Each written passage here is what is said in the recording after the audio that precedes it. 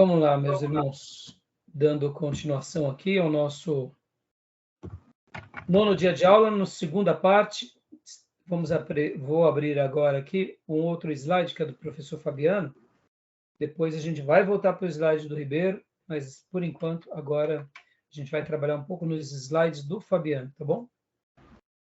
Vamos lá, compartilhar. Estão vendo o slide? Sim. Jóia. Então, livros históricos, né? A divisão histórica da Bíblia. Está bem apagado, mas eu acho que dá para vocês visualizarem um pouco. Aqui está, no caso, o Pentateuco, 5 livros de Moisés. Aqui estão os livros históricos. Estão vendo? Né? Então, ele vai de Josué a Esther. Aí aqui temos, aqui embaixo, em verde, poesia, que seriam os poéticos, Provérbios, Salmos, Jó, Cânticos e Eclesiastes. Depois temos os profetas maiores e os profetas menores. Tá vendo? Deu para ver? Então, aqui é o Antigo Testamento. Já aqui, do lado direito, estão conseguindo ver direitinho? Sim. Está bem pequeno. Aqui está bem pequeno, a letra está um pouco apagada. Aqui já é o Novo Testamento. Os Evangelhos, o livro histórico Atos, as cartas ou epístolas. Aqui estão, no caso, as demais cartas, que seriam Hebreus, Tito, Hebreus, Tiago, 1 e 2 João, Pedro, né? Como? Lilás, né? A parte Lilás. Isso, exatamente. As demais cartas, né? E Apocalipse.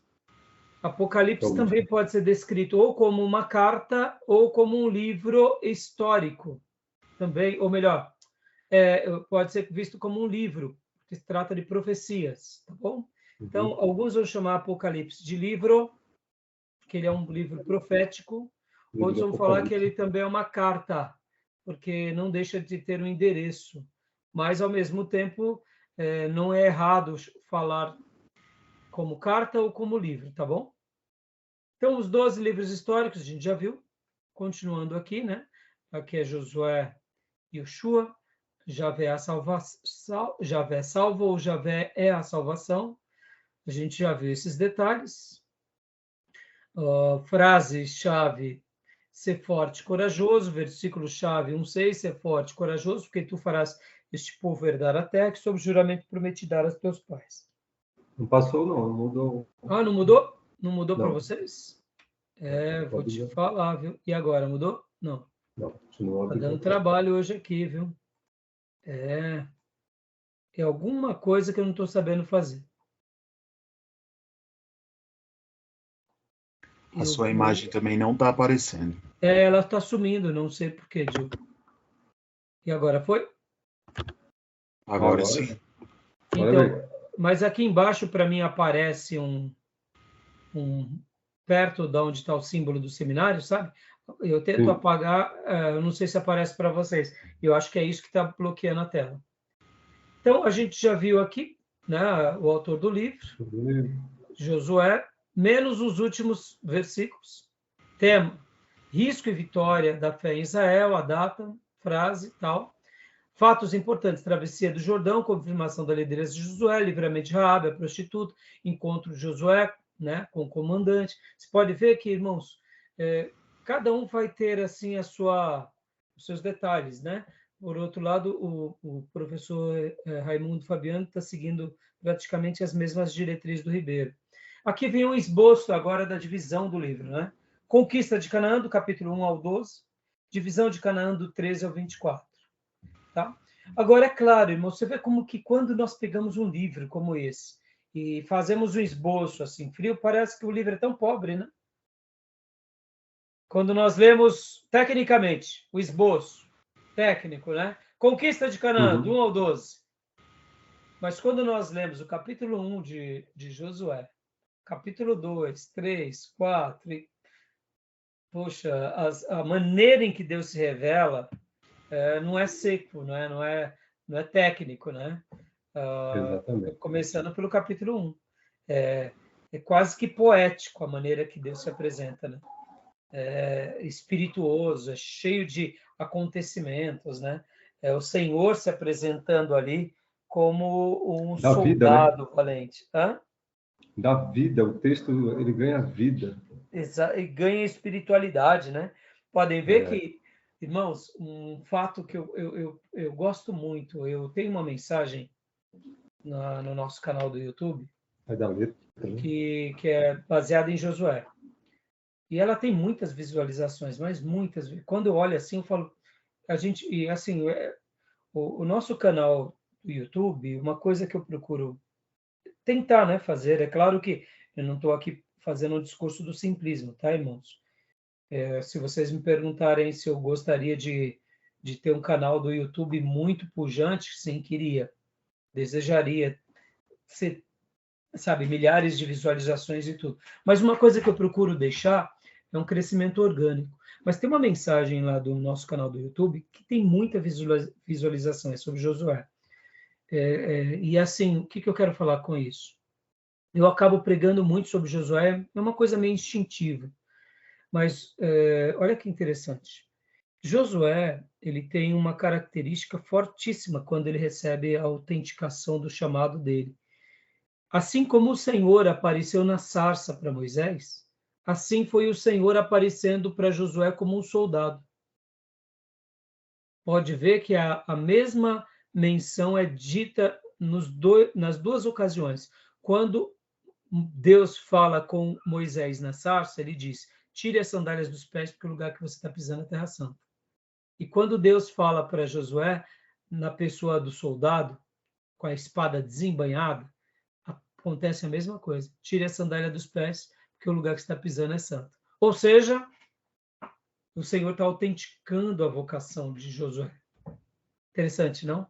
Então, Josué é um livro muito lindo, porque ele vai dar essa retomada do povo de Deus à nação de Deus. O povo de Abraão voltando para casa. Então, é fantástico isso, né? E, então, voltando aqui para o slide, quando a gente pega, né, de forma seca esse esboço, parece que é muito seco, né? Mas deixa eu falar uma coisa para vocês. Quantos anos demorou a conquista do povo, Josué lutando para conquistar Canaã? Quando a gente lê o livro, parece que foi assim, algumas semanas, não é? Quantos É anos? verdade. Quantos anos? Vamos lá. Vocês se lembram? Eu não me recordo. Você recorda, Diego? Não, eu ia dar um chute aqui, mas Pode dar um chute, vamos ver se está bom de chute. 70 anos? Não, chute Yeah. foi bem. Passou longe. Vou falar. Passou porque Você- Josué já tinha por volta de 80, quando ele vai mais 70, o bichinho ia Não só ia dar aguentar. não ia aguentar. Não. Então, o chute. Mas foi quase no sentido de 7. Foi 7 anos. Só teve um 0. 7 anos. Se fosse o 0 à esquerda, dava certo. Foi 7 anos. Agora, Uhum. vamos pensar aqui. Vamos pensar. É uma geração que está conquistando Canaã, mas eles não conquistaram rapidamente. Não foi assim do dia para a noite. Vocês entendem, irmãos, como a mensagem espiritual ela é rica? Quando a gente vai estudar um pouco mais a Bíblia e a gente começa a conhecer, como se torna lindo a palavra de Deus, né? De novo 7, né? Hã? De novo 7. Né? De novo 7. Só que olha como fica lindo, né, a palavra de Deus. Por quê, irmãos? Deus poderia ter chegado ali feito que nem foram as pragas, né? 7 pragas, acabou, Canaã, vai lá e conquista. Aí eu te pergunto, será que o povo ia dar valor? Exatamente. Entendeu? E por que a gente quer fazer ministério e ganhar o bairro em 7 dias? Entendeu? Porque tudo que você luta, né? A conquista por luta, você valoriza a conquista. Entendeu? Então, na história do povo de Deus, não teve nada fácil. Mas... Entendeu? Então, foram 7 anos. E agora, detalhe. Quantos reis Josué venceu com o seu povo? Vamos lá. Chuta, vamos lá, pode chutar. Eram várias nações, eram vários reinos ali em Canaã. Quantos vocês acham que eram? Por volta, ou mais de? Eu não faço a mínima ideia. Agora pode chutar. Chuta de novo, Diego. 40 reis? Opa, chegou perto. Júnior. 50. 31 reis. 31 reis. Lá em Josué 12 vai falar que a quantidade de reis que ele vence. Agora, existiam também povos que não tinham reis, como é o caso dos gibeonitas. Então, podemos dizer que Josué venceu mais de 30 reinos, quem sabe por volta de 40, para conquistar Canaã. Agora, olha que interessante. Ele conquistou todos os que estavam em Canaã ou ficaram ainda algum remanescente? Ficaram alguns remanescentes. Né? Mas, poxa, Deus deixou remanescente? Eu lembro que a conquista total de Canaã, ou assim, sua plenitude, aconteceu mesmo com o rei Davi, né? Existiam muitos lugares que não foram conquistados pelo Deus povo. deixou um remanescente porque Deus ele quer deixar uma história para as próximas gerações. Amém. Compreendem? Amém. Deus é a nossa história, a nossa vida. E o mesmo Davi teve muita dificuldade com os filisteus. E quando Davi se torna rei de Israel, de Judá e depois de Israel, a Bíblia vai falar, nos livros de Samuel, que as chaves dos filisteus ficaram na mão de Davi. Ou seja, Davi não destrói os filisteus, que dá uma ideia de que agora os filisteus começaram a viver debaixo de uma certa ou respeito ou consideração, ou quem sabe até sujeição mesmo a Davi. Assim como os reis de Tiro e Sidom também tinham harmonia. Lembra nas aulas passadas? O desejo de Deus não era destruir as nações, mas era viver em paz com as nações. Entendeu? Então, podem ver que os filisteus, eles se tornam inimigos do povo judeu, mas num dado momento isso daí é diminuído. Eles reconhecem que não adianta ficar lutando contra o Deus de Israel. E muitos, eu ouso dizer, que até se convertem pelos episódios que passaram. Então é interessante, irmãos, isso, né? Deus, ele sempre é que nem o Evangelho, irmãos, é uma obra inacabada. Sempre a gente vai ter algo a fazer. Sempre vai ter. Deus, ele nunca vai permitir nessa vida que a gente chegue na plenitude de tudo. A gente pode chegar muito próximo de algo que realmente é muito elevado, mas mesmo assim, sempre haverão áreas para a gente expandir, para a gente melhorar, para a gente evoluir. Porque nossa vida aqui não é uma vida plena no sentido de perfeição.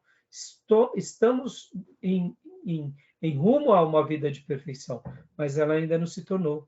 Né? Então é interessante isso daí, né? Então você vê, 7 anos para conquistar Canaã, para depois dividir a terra, conquistaram 31 reinos e possivelmente quase por volta de 31 reinos e suas nações, mas tiveram outras nações. Mas teve uma derrota, não teve uma derrota?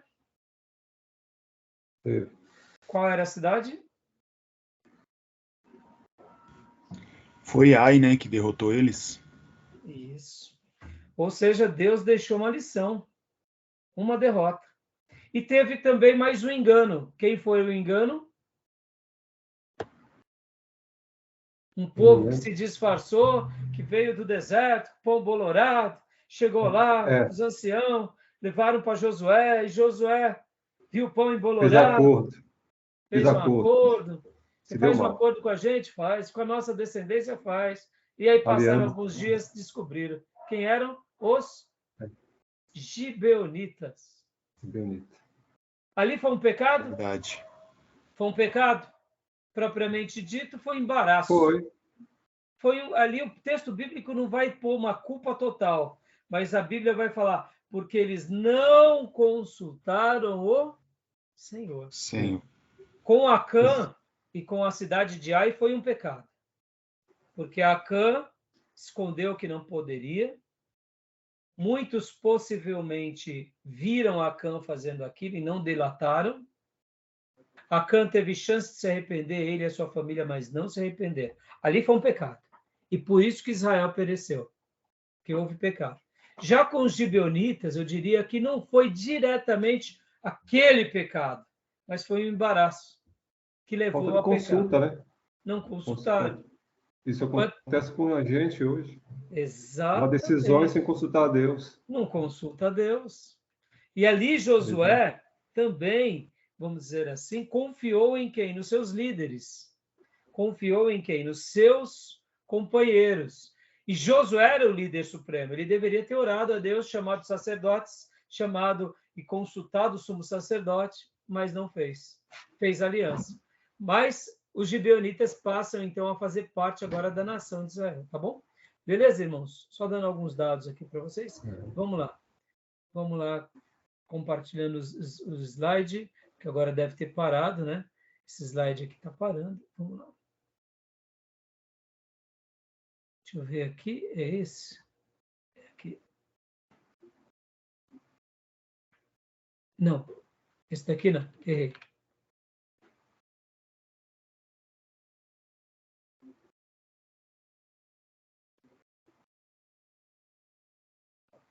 Jóia. Continuando, então. A autoria a gente já viu. O nome também. Autor do livro. Nós entendemos que é o próprio Josué. E o finalzinho dele é bem provável que seja ou Eleazar ou Finéias, né? Que nem diz aqui, é notório que houve um acréscimo dos últimos 5 versículos ao livro, a respeito da morte de Josué e Eleazar.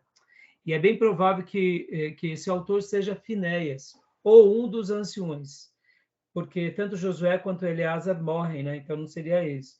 Então, sobre essa questão da autoria, bem, vocês estão vendo aí, tá na autoria, né? Tá, sim. Tá bom?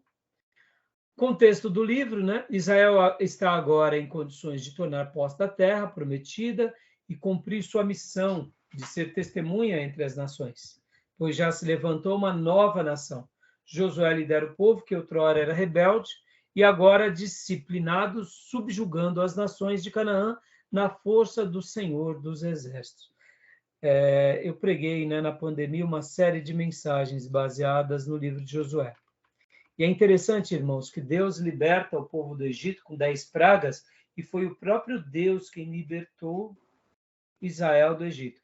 Mas agora, Deus quer conquistar Canaã e fala para o povo guerrear. Interessante esse paralelo, né?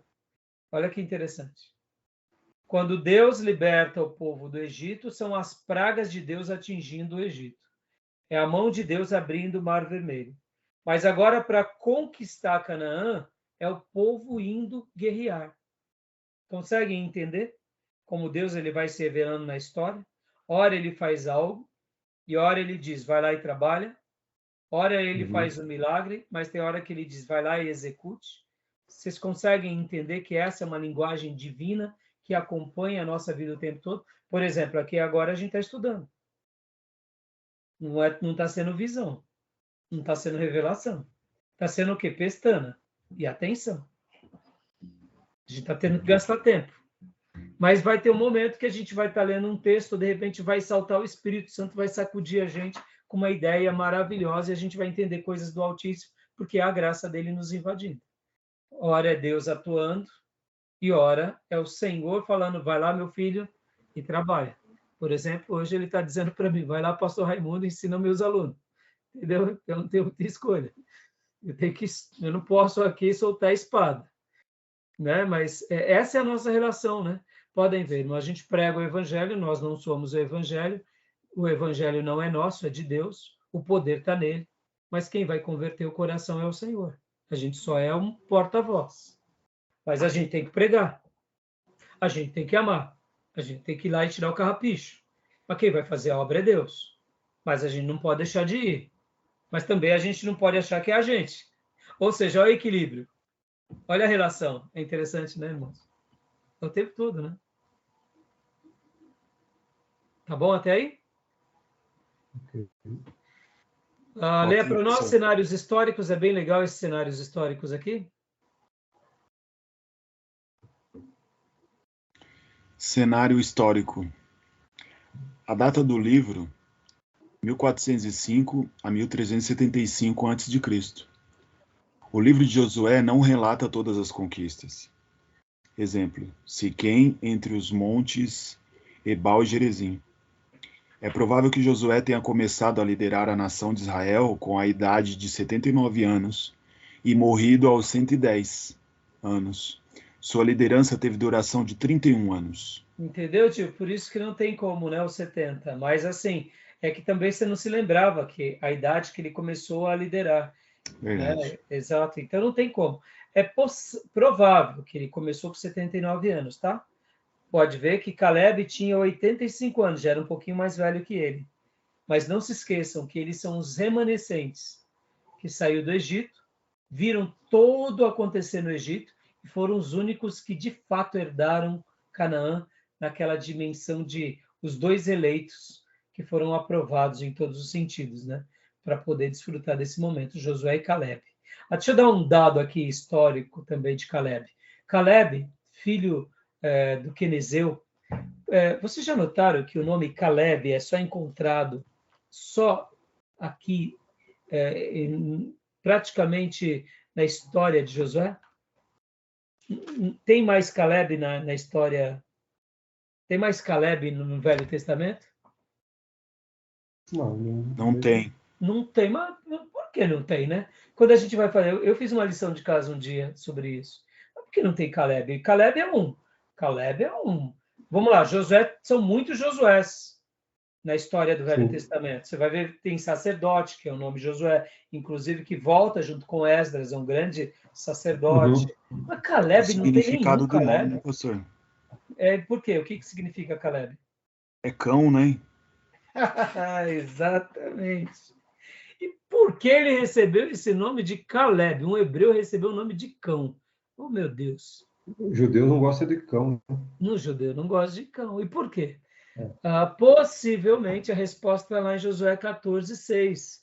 Os homens de Judá vieram a Josué em Gilgal, e Caleb, filho do Quenezeu, Jefoné, lhe disse, você... Bom, aí está aqui. O que é o Quenezeu? O Quenezeu é os descendentes de Kenaz. Kenaz era da tribo dos cananeus. E Jefoné era dessa tribo. Está lá em Gênesis 15:19, Números 32:12. Ou seja, o pai de Josué possivelmente era um cananeu convertido. Olha que interessante. Ele era um descendente dos quenezeus. Possivelmente ele era um descendente de Cã. Logo, ele chamou o filho de Caleb. Sim. Interessante, né? Mas o judeu tem uma aversão aos canídeos e por essa razão nunca chamaram. Aí eu te pergunto, vem cá, mas Caleb não é uma pessoa ilustre entre o povo judeu? É ilustre, mas não importa, aquele lance do preconceito, né? Vocês entendem, né? Interessante, né? Interessante, né? Isso torna ele ainda mais referência, assim, né? Porque o nome não influenciou em nada a pessoa que ele foi. Exatamente. Falou tudo, Gil. Pessoa muito ilustre. Exatamente. E detalhe, hein? De que tribo era Caleb? Não lembro. Tribo de Judá. Tribo de Judá. Fantástico, né? E detalhe, hein? Ele nasce de um quenezeu, de Jefoné, e ele se torna um dos principais da tribo de Judá. Olha a influência aí dos cananeus da tribo de Judá. Fantástico, não? Fantástico. Fantástico. Aí você entende aonde entra depois a prostituta Raabe e a moabita Ruth? Glória a Deus, meus irmãos. Tá entendendo? Deus torna ilustre, né, as pessoas. Então, entendendo aonde entram os cananeus? Ou seja, Deus nunca queria a destruição dos cananeus, queria que eles se convertessem. Assim como o quenezeu, filho do quenezeu Jefoné, pai de Caleb. Isso são construções minhas, tá, irmãos? porque eu estou fazendo essa lição de casa, eu fiz baseado em cima dos textos bíblicos, em cima da história, em cima da linhagem, entendeu? Mas uma coisa é fato, Josué, Caleb, possivelmente, Jefoné casa-se com uma mulher da tribo de Judá, e ele é inserido à tribo de Judá. Entendeu? Entendi. Quando a gente pega Jefoné, né, então a gente vê isso. Porque da tribo de Judá, Caleb, filho de Jefoné. A gente não tem muita informação de Jefoné. A gente só sabe que ele era um quenezeu e pai de Caleb, espia da tribo de Judá. Filho de... Entendeu? Eu deduzo que se realmente tiver certo, é mais ou menos isso. Agora, a gente vê essa questão de Deus trazendo pessoas, né? Trazendo pessoas para a tribo de Judá. Glória a Deus, né, irmãos? Vamos continuando o período de conquista de 7 anos. Josué viveu na Palestina entre 25 e 30 anos. Os habitantes da Palestina estavam aterrorizados com os efeitos de obras de Deus. Tanto é que Raabe... Aqui pode ver que o Fabiano colocou os habitantes da Palestina. Lembra? Está errado essa terminologia, né? Canal, né? Porque os habitantes de Canaã, né? Palestina é recente. Inclusive, o termo Palestina, irmãos, olha que interessante. Da onde deriva-se essa expressão Palestina? Sabe o que é? Palestina vem de uma raiz que é dos filisteus.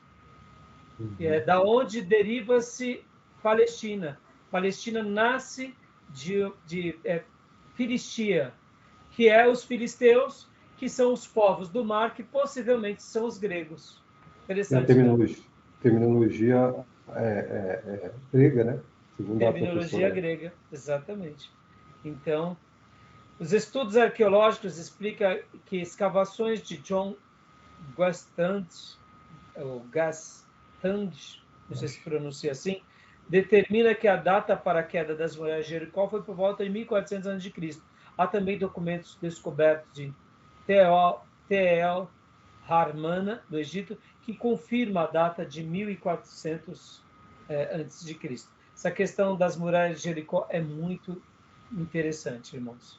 Vale a pena a gente depois pesquisar algo a mais sobre Jericó, isso. Jericó era uma cidade-estado, né? Sim, cidade-estado, em uma cidade muito fortificada, né? Por isso que ela foi a grande, eu diria, a grande conquista, né? Também de Josué. Por isso que, de repente, aí eles até não tiveram tanta preocupação, né?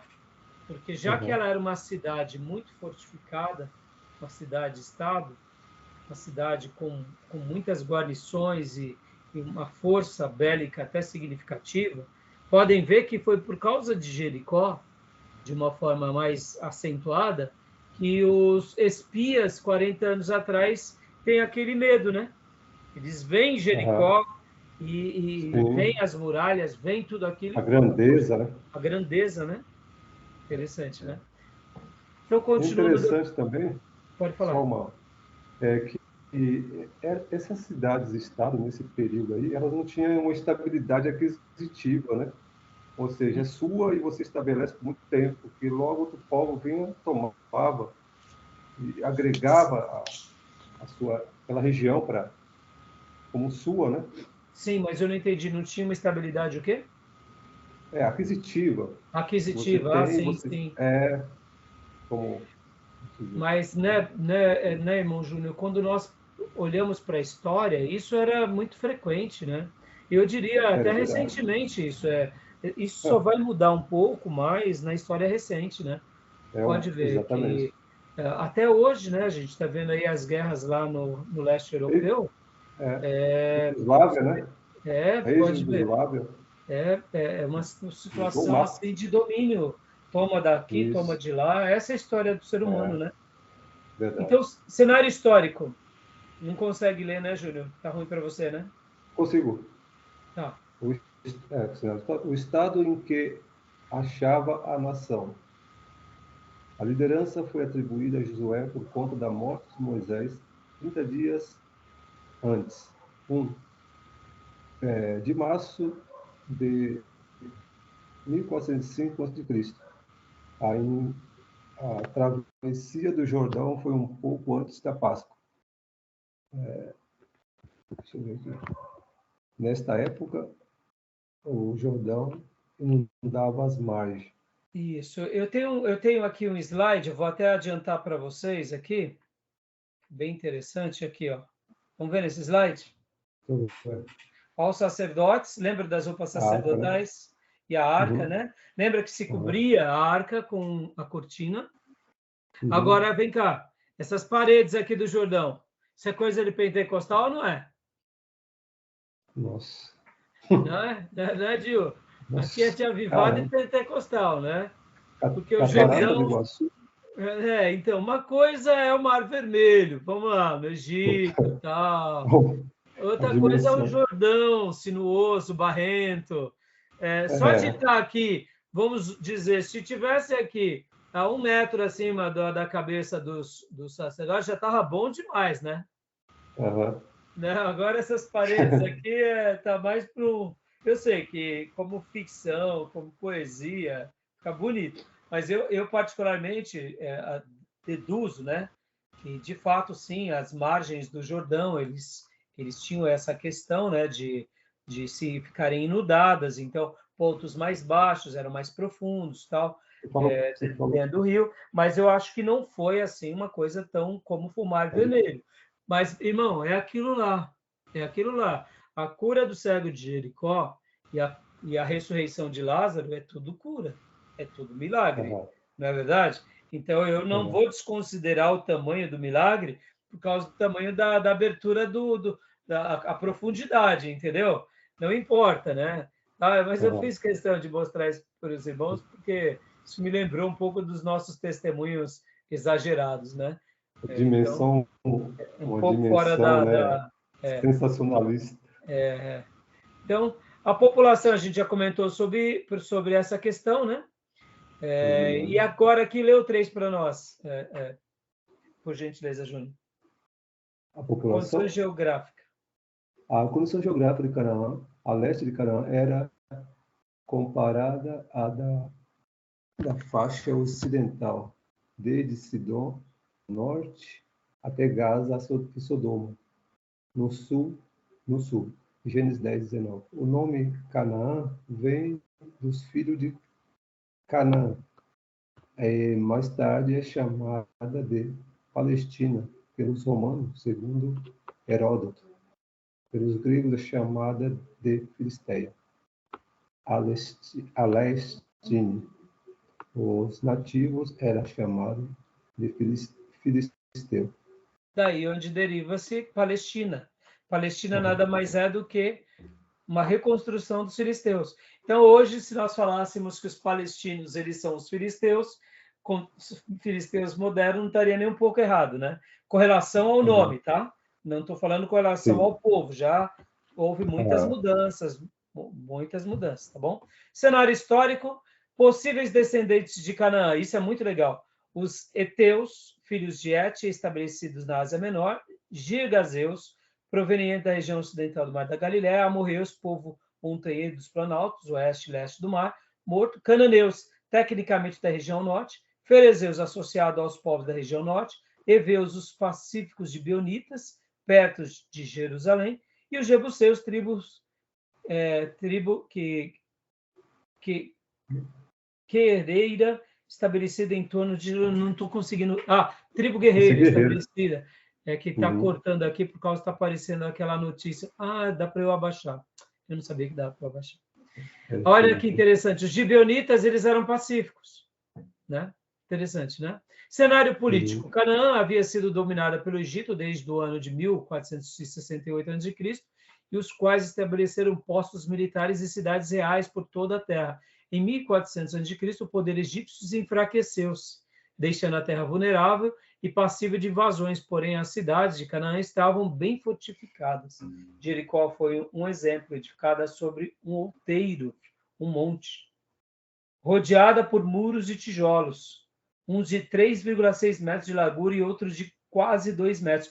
As muralhas de Jericó, irmãos, eles eram literalmente gigantes. As pessoas habitavam lá dentro, é como se fossem pensem assim, como se fossem literalmente casas, né? Uma muralha onde se dentro deles havia a habitação, né? Então, haviam carros que passavam em cima das muralhas. Então, olha que situação, ó, como que eram muralhas fortificadas, né? Podem ver que Raabe, né, está alojada dentro de um lugar que foi marcado ali pelos soldados de Israel, pelos espias, para que os espiões, para que ela não fosse morta, nem ela, nem a família dela. Detalhe, né?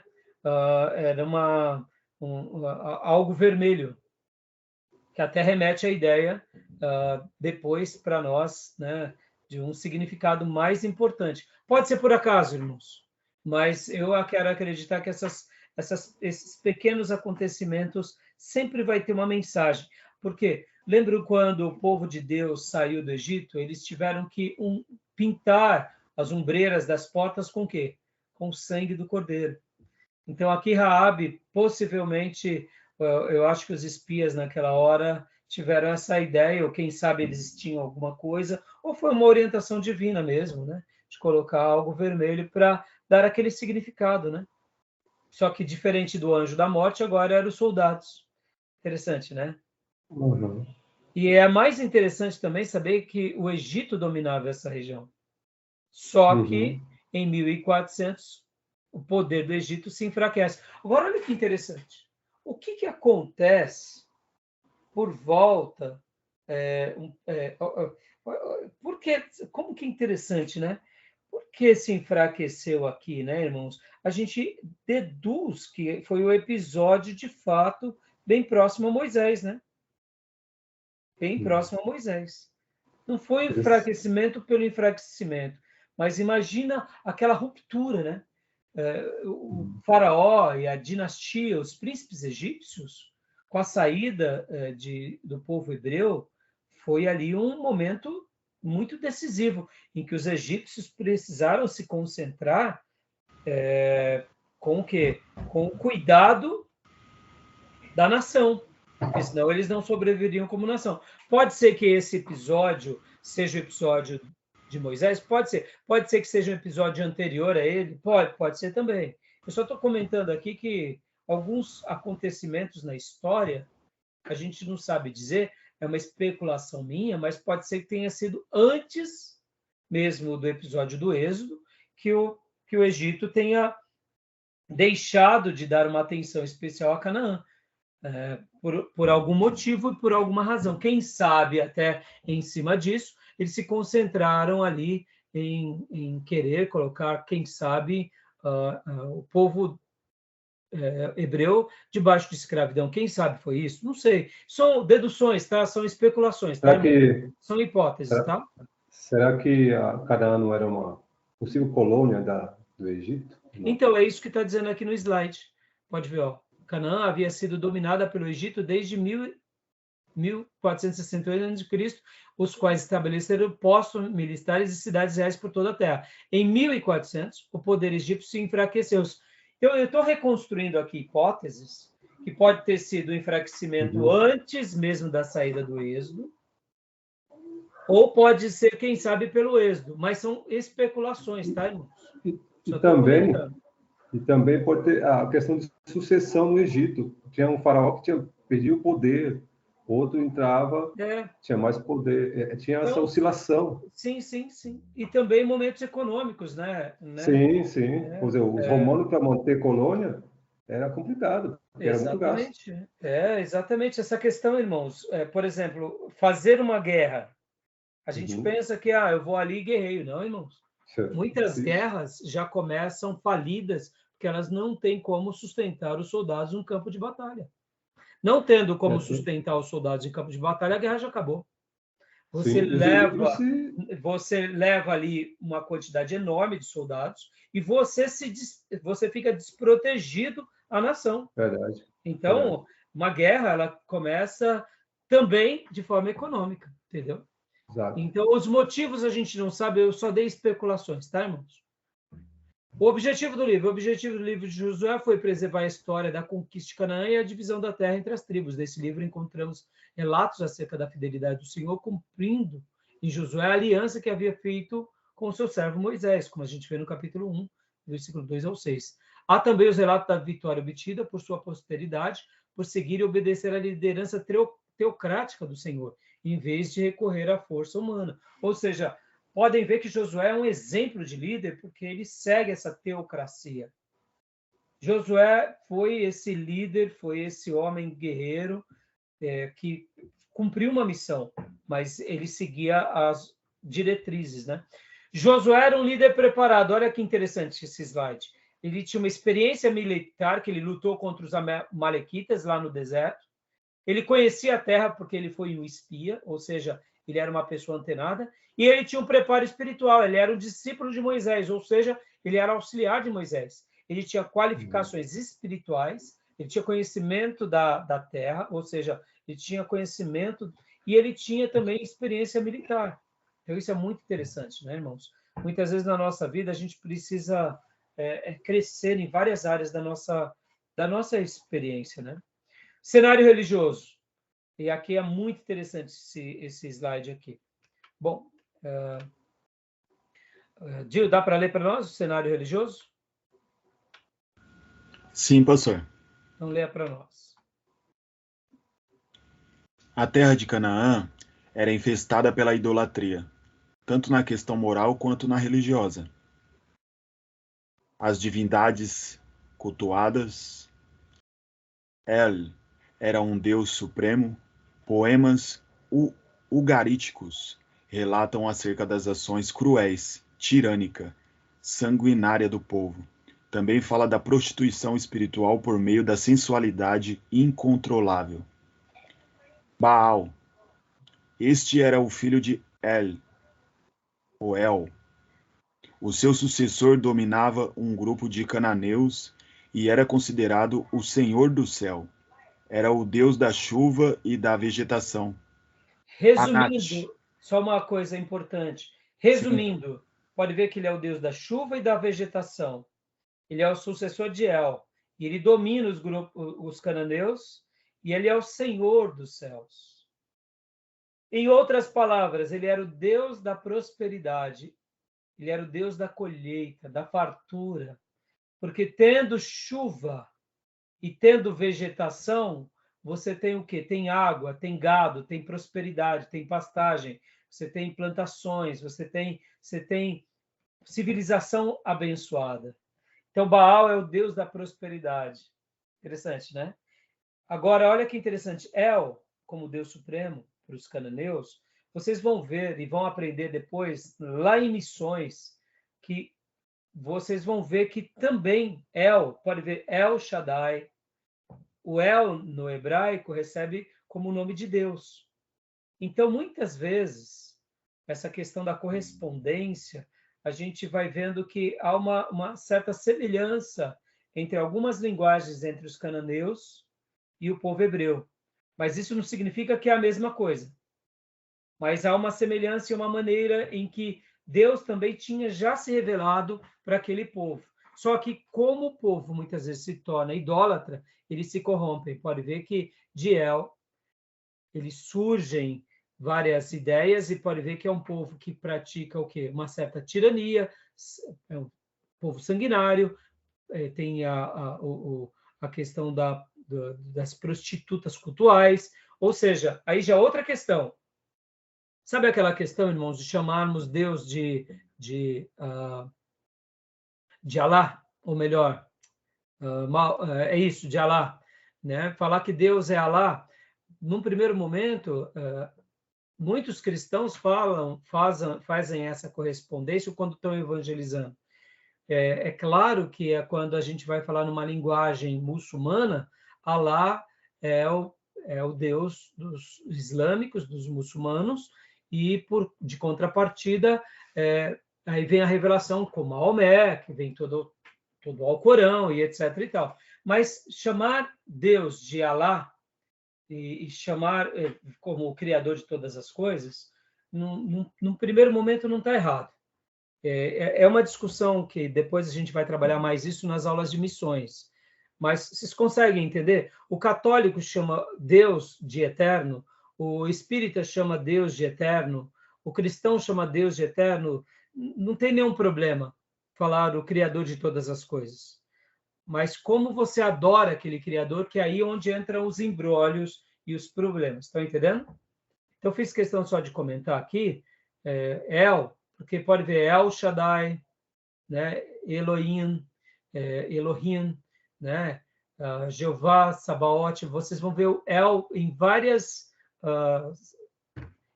nomes, até do nome de Deus, né? Tá bom? Tudo bem até aí? Alguma dúvida? Ô, pastor, esse Baal, ele tem assim uma certa constância na história do povo de Israel, né? É o mesmo Baal que Elias profetizou contra os 450. Sim, exatamente. É o mesmo, né? Esse Baal aí, que é o filho de El, esse cramunhão aí ficou na sola do povo durante décadas. Ele tem uma vida longa em Israel, parece. Por quê? Porque ele é o Deus da prosperidade. Entendeu? E o povo se devota a ele durante um tempo, né? Como o povo de Deus? O povo de Israel se devota a ele. Sim, porque sabe o que eles faziam? Eles faziam uma separação. Nós seguimos ao Deus Jeová, que nos livrou do Egito, que é o Criador do céu e da terra, mas nós adoramos a Baal porque nos dá o mantimento. Entendeu? Isso era comum e frequente. Será que qualquer semelhança é mera coincidência?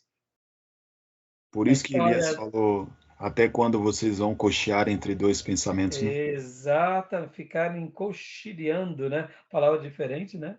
Até quando vocês vão ficar entre dois pensamentos com dúvida, né? E aí foi quando, de fato, Elias faz aquele desafio, vence aquela batalha. Agora, olha, Elias, para Josué, está quantos anos de diferença? Vamos lá, vou fazer uma continha rápida aqui, ó. Josué, a data do livro, 1300. O templo foi erguido no ano 957, 67, ali, 900 e pouco, 970, por volta disso. Com Salomão. Com Salomão. Elias depois de algumas décadas lá, ou seja, 400 anos. Ficou encardido Baal. Por quê? Será que tem a ver com essa questão da prosperidade? O que vocês Muito acham? tempo depois, hein? Olha. Então, mas e aí? O povo não se desprende desse tal de Baal? Por que será que esse negócio da prosperidade pega tanto na gente, né? É uma inclinação do homem, né, para essas coisas. Misericórdia. Vocês entendem a teologia da prosperidade? Ou quando eu falo aqui... Interessante.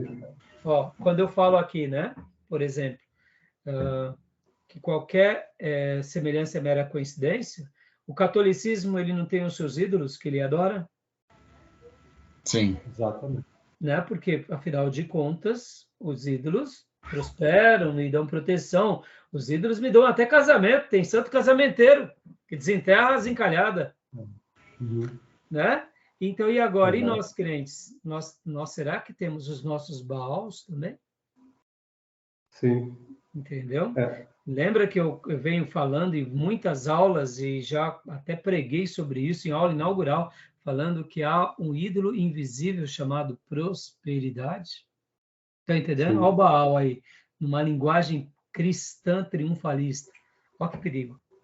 E essas civilizações tinham a ideia de materializar o Deus através da imagem. E hoje tem, você falou aí, o cristão não tem a imagem, mas tem devoções por coisa, né? Sim. Que coloca como prioridade, tira Deus da sua vida. E passa a ser um Deus quando a gente devota tanta relevância para algo que deixa Deus de fora. É isso aí. E por isso que a gente tem que tomar um cuidado, irmãos. E a prosperidade, ela é uma bênção, mas se a gente não tomar cuidado, ela mata com a gente. E isso vale para todos nós e vale... Porque, irmãos, alguém já disse, eu já ensinei isso, e ensino isso com frequência na igreja, vou ensinar isso com frequência para vocês, que o maior concorrente de Jesus não é o diabo. O maior concorrente de Jesus é o dinheiro. Ele mesmo disse isso. Pode ver. Ele falou, nós não podemos seguir a dois senhores. Uau. E aí ele coloca quem? As riquezas. Mamon. Ele não coloca o diabo, né? Interessante, né? Verdade.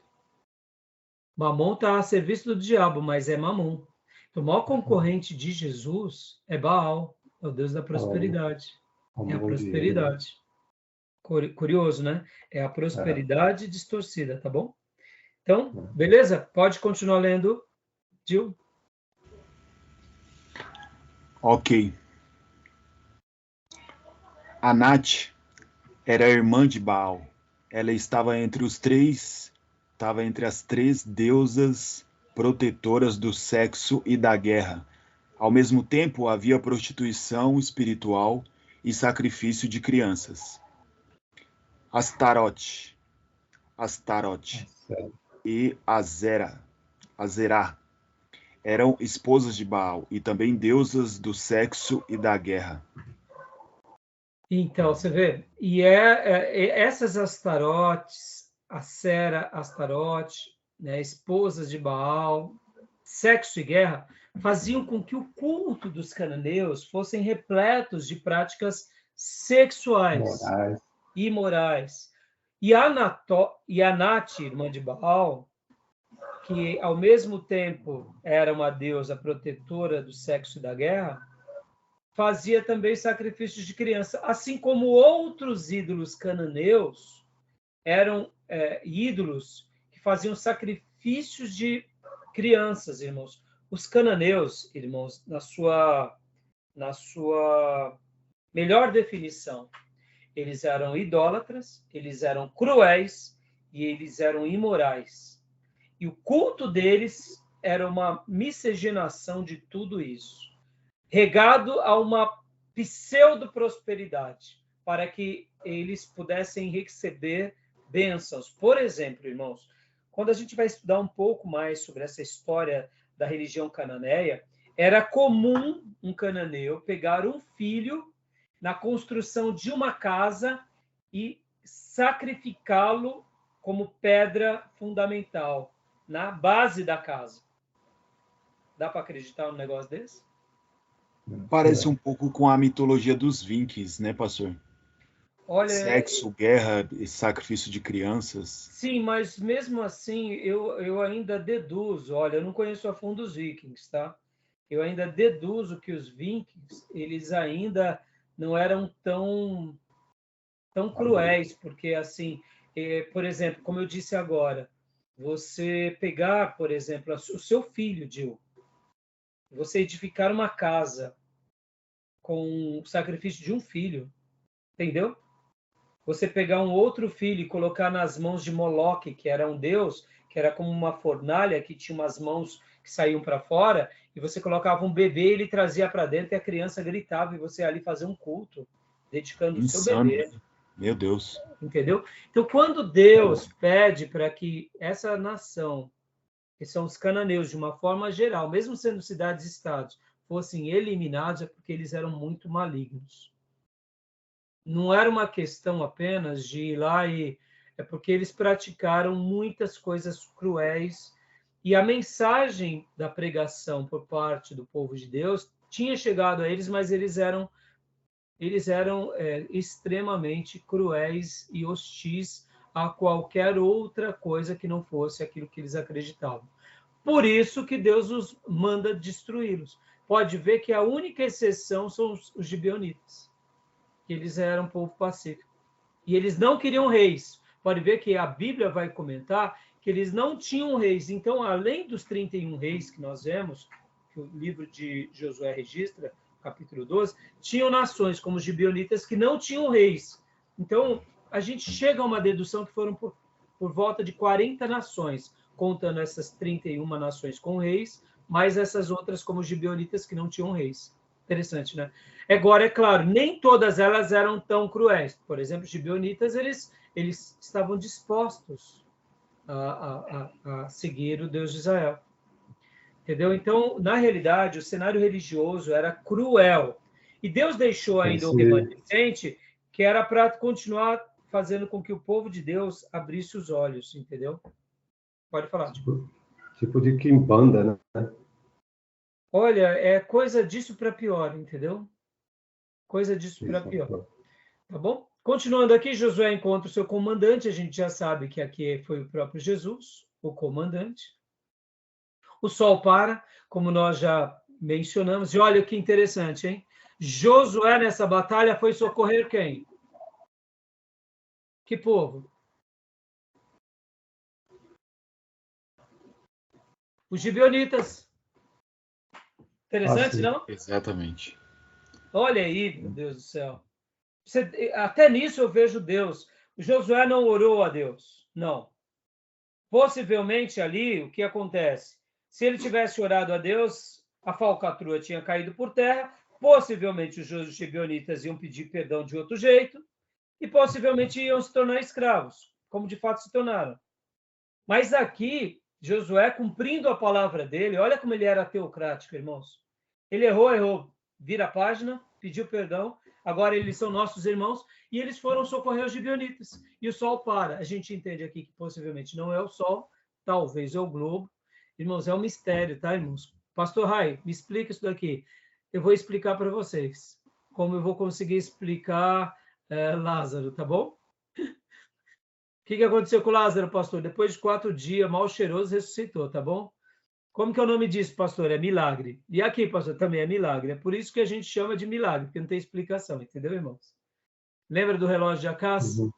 Relógio de E Acácio é a voltou mesma atrás, coisa. né? Voltou atrás. Me diz, como que retrocede? Não me fala isso daí, não. Como que é o nome disso, pastor? O nome disso é milagre. Me explica. O nome é A Terra milagre. translação, né? Hã? Rotação, né? A Exatamente. Terra translação, rotação só não para.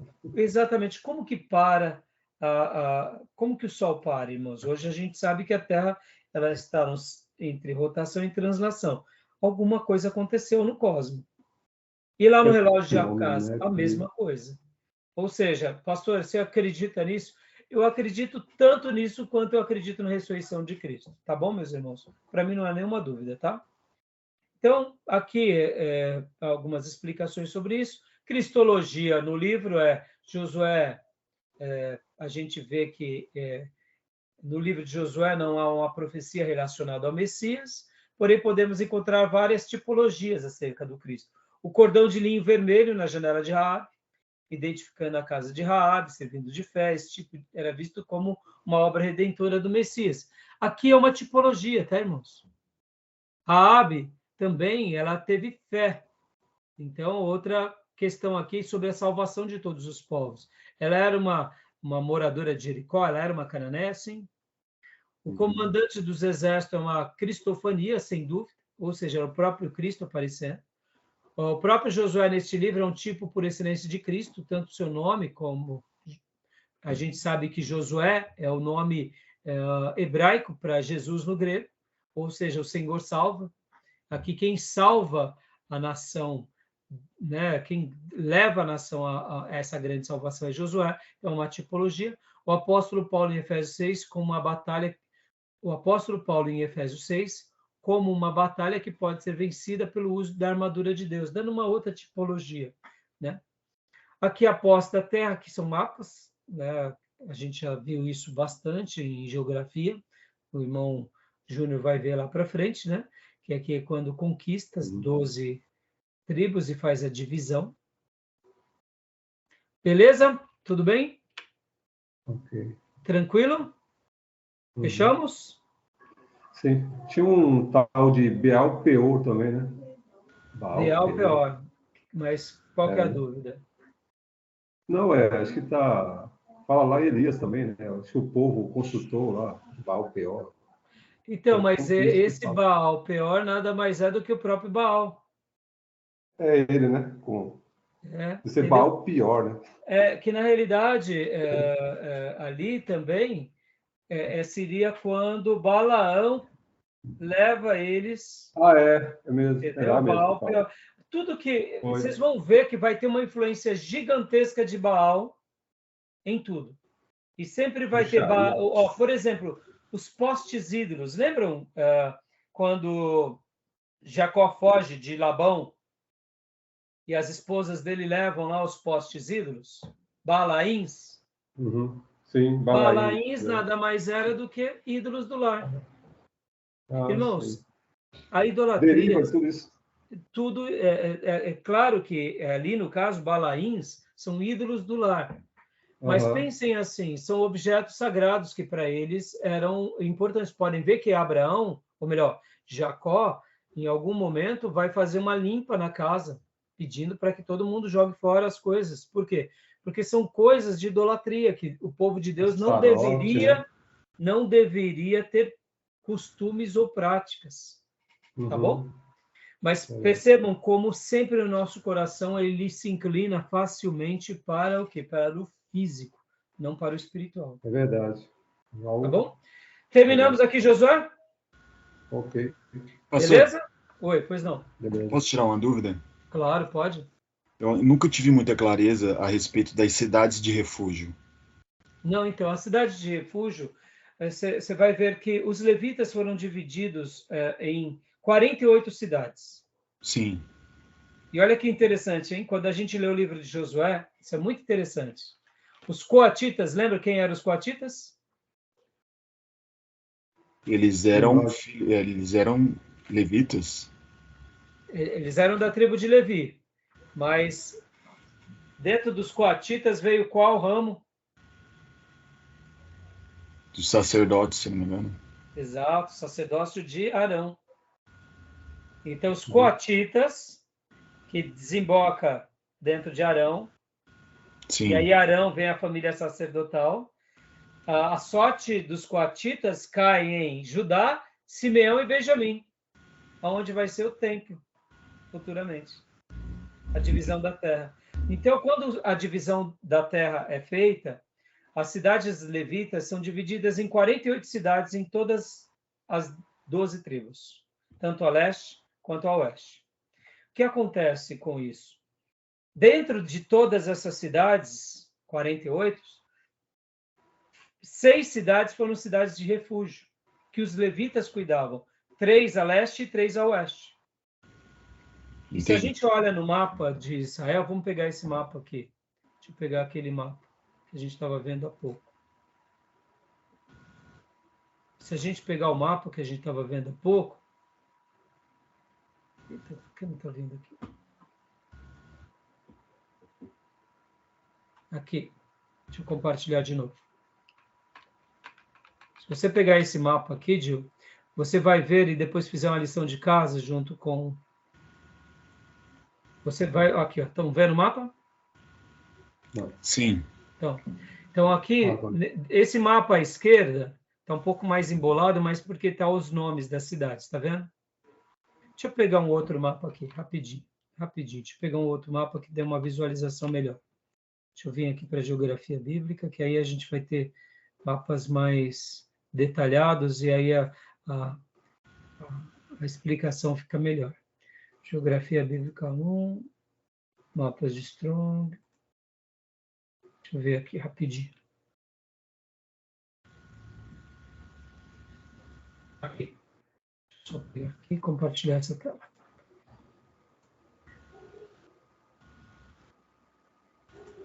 Aqui, ó. Dá para ver esse mapa? Tá pequenininho, mas dá para ver, né? Dá para ver. Dá, deu. Então aqui, ó, vou aumentar, tá? Parte de cima, ó. Aser, Naftali, Dan, Manassés, tá vendo?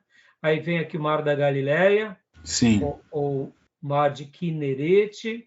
Aí aqui vem o Rio Jordão, tá vendo?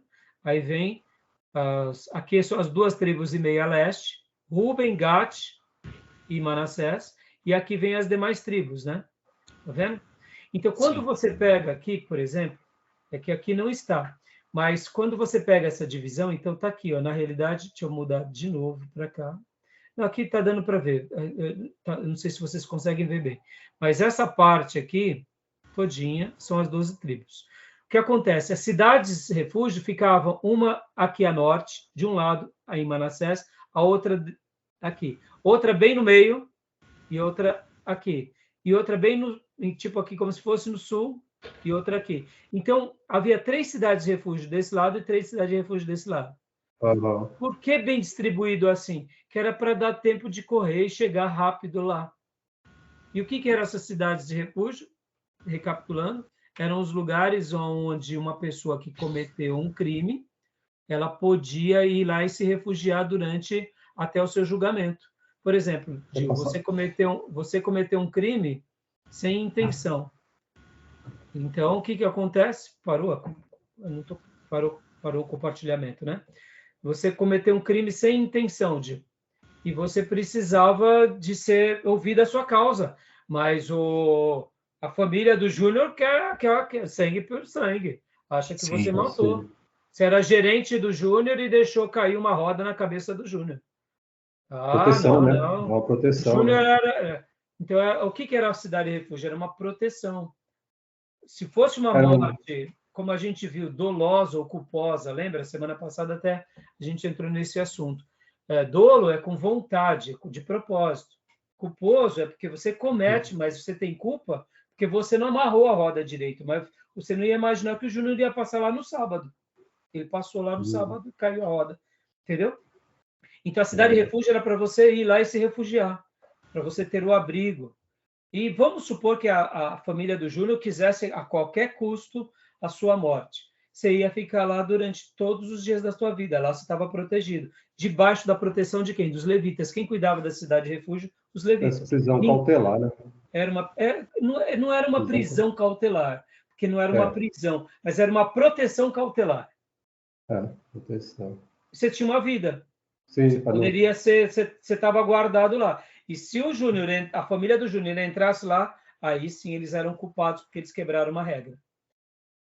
Quando isso acabava? Na morte do sumo sacerdote. Se o sumo sacerdote morria, era como se a tua culpa, Gil, fosse prescrita. Entendi. Entendeu? Aí você estava livre. Então, quando que morre o sumo sacerdote? Tinha tinha uma questão, né? Agora, realmente não me recordo se era prescrição ou se era também permissão para que se eu não me falha a memória, era prescrição. Porque você estava protegido lá. Dá uma ideia, o que eu entendo é o seguinte, a liderança do sumo sacerdote cuidava do Gil. Eu, como sumo sacerdote, eu estou cuidando de todos os sacerdotes se você está debaixo da minha proteção. No dia que eu morro, a sua causa foi prescrita e o novo sumo sacerdote, ele não necessariamente ele vai ter que cuidar do Gil, porque a história do Gil, quem cuidou foi o Arão lá, o Jacó. Agora eu não... É tipo assim, aquele problema, Deus resolveu. Agora, eu não me recordo direito, Júnior, já te dou a palavra. Se a família do Júnior, no caso, né, poderia fazer alguma coisa quando o sumo sacerdote morria. Mas, se eu não me engano, não. Eu não me lembro agora, tá? Fala, Júnior. Não, no direito aí, o sacerdote tem uma figura de juiz. Sim. É uma figura de juiz. Porque o juiz, ele tem jurisdição. O que é jurisdição? Diferente de circunscrição. A jurisdição, ele tem o poder de dizer o direito naquela cidade. Sim, exatamente. Isso é jurisdição. Mas podem ver, Josué não age como um general, mas também como um juiz? Sim. Também. Todo sacerdote, como todo profeta, como até mesmo depois vem o rei, ou mesmo o juiz, é o quê? Debaixo da teocracia. Seguindo a teocracia. Depois a gente pode até verificar direito. Eu só lembro o seguinte, quando o sumo sacerdote morria, aquela pessoa ela poderia sair, ou ela recebia alforria, alguma coisa assim. Eu só sei disso, que quando acabava na morte do sumo sacerdote, não me lembro direito os detalhes. Então, as cidades refúgio, elas ficavam 3 de um lado, que tinham 2,5 tribos, que eram grandes, por sinal, essas tribos, e tinham outras 2,5 tribos aqui. A cidade refúgio mais perto disso, você saía correndo para ela. Entendeu? Para arrumar. Agora, percebam, né? Isso também teve um embrulho. Porque quando houve a divisão do reino, isso não foi tão conservado. Percebam que outro embrulho. Por quê? Porque Jeroboão, ele constrói altares para que o povo de Deus não vá a Jerusalém a casa de Deus. Ou seja, olha o pecado aí quando entra. Alguns princípios sagrados são desconsiderados, né? Tá bom? Bom, gente, vamos agora para o último slide. Tudo bem até aí? Esclareceu a dúvida, Gil? Legal. Gostei dessa cidade-estado, achei legal, viu?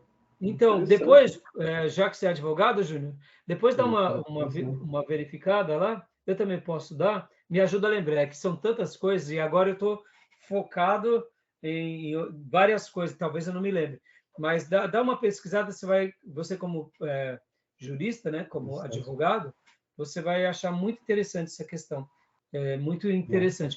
E pensando, irmãos, lá atrás, daquele povo que sai do Egito como escravo, esses termos legais eram um padrão muito elevado para os seus dias. Entendeu? Essa nação. Por isso que quando a gente vê a lei com aqueles óculos, como eu mencionei na aula passada da graça, muda tudo. Muda tudo. Tá bom? Beleza, meus irmãos? Então vamos. Beleza? Mais alguma dúvida para a gente terminar aqui para ir para o último bloco? Tranquilo? Tranquilo. Então vou fechar aqui a gravação e vamos abrir o último bloco com juízes. Vamos ter que fazer juízes rapidinho, tá bom? Só um minuto. Um juízo.